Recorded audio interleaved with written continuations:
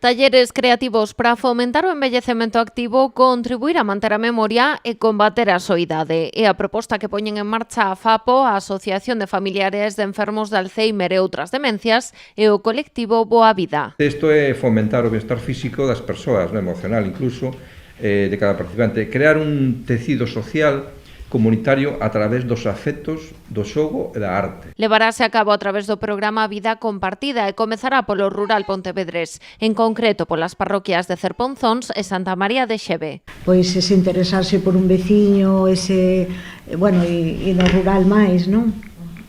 Ese dar os limóns cando nos sobran, pois eso xa é vida compartida e a veces non lle damos o valor que ten, e ten moito valor porque sabemos que hai persoas que non teñen pois esa compañía, inda que sea duns bons días dun veciño, non? Así, os dous colectivos únense para dar forma a unha proposta máis completa.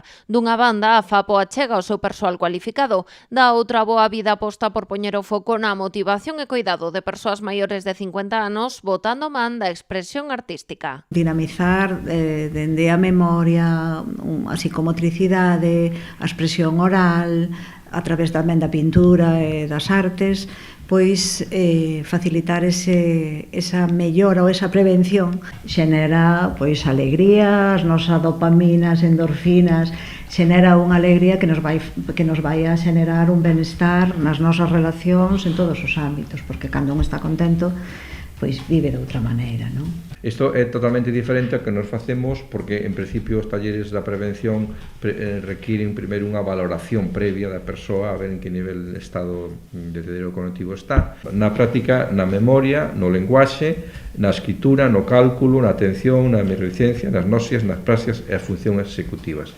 Evidentemente son cousas distintas dun de outro, pero son complementarias a súa vez. Porque a prevención é clave nunhas enfermidades que, segundo apuntan dende a FAPO, cada vez se diagnostican antes. Para crear reserva cognitiva. Que é reserva cognitiva?